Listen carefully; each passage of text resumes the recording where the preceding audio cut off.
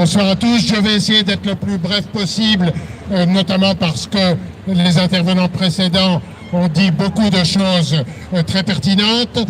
Ce que je voudrais dire, c'est notamment, vous avez vu, et ça a été assez relayé médiatiquement, la condamnation récente et définitive du raciste Éric Zemmour.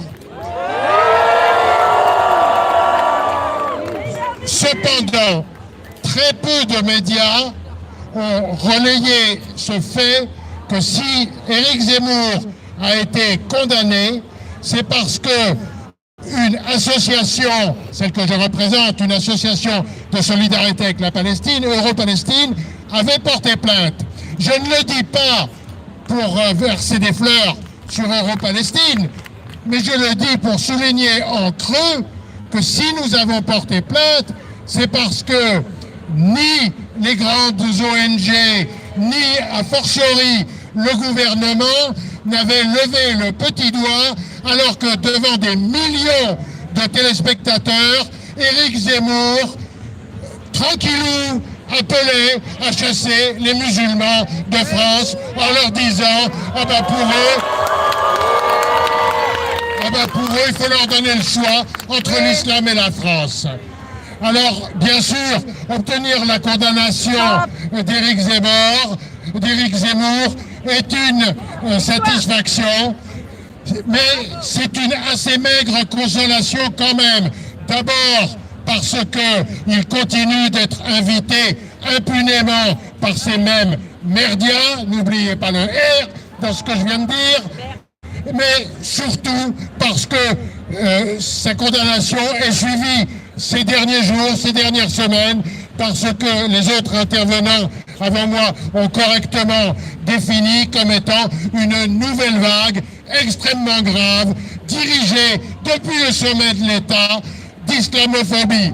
Alors, le front judiciaire, oui, c'est une arme qui est à notre disposition, mais il ne saura jamais remplacer la mobilisation de terrain, que ce soit aujourd'hui sur la place de la République ou qu'il faille que ce soit à l'université de Cergy-Pontoise ou dans les écoles pour la protection des mamans voilées qui veulent accompagner les sorties scolaires, la mobilisation de terrain. Et celle-ci, cette mobilisation, elle concerne tous les antiracistes, que ce soit les hommes ou les femmes, que ce soit les musulmans ou les pas musulmans, que ce soit les voilés ou les pas voilés. Je vous remercie.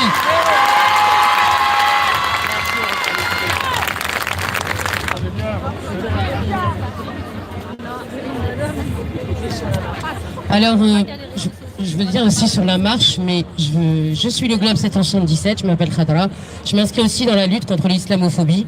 Je voudrais dire qu'on a des pistes quand même pour combattre cette islamophobie. Les signalements auprès du CSA. On a aussi l'expression dans les urnes. Parce que pourquoi ils attaquent? Parce qu'en face, il n'y a rien du tout. Les musulmans aujourd'hui, que ce soit aux européennes ou aux municipales, ils ne sont pas présents. Il est temps qu'en fait, ils s'expriment dans les urnes. S'ils s'exprimaient dans les urnes, il n'y aurait pas des lois. Les républicains ne pourraient pas aujourd'hui motiver des lois qui veulent empêcher le port du voile dans tout l'espace public.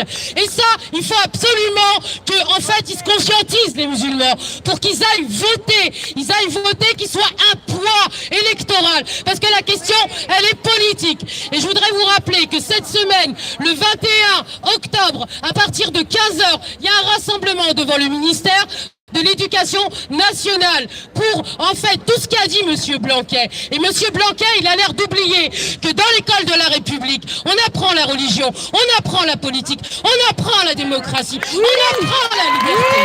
Et que M.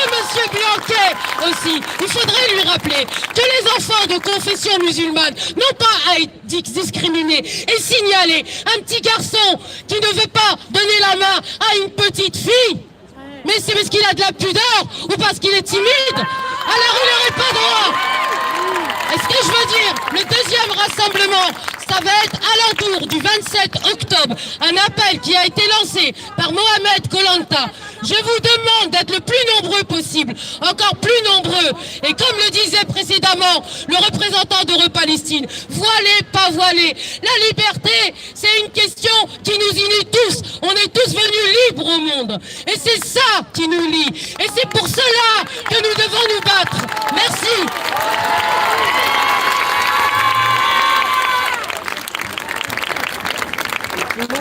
Donc vous l'avez entendu, il y a beaucoup de colère.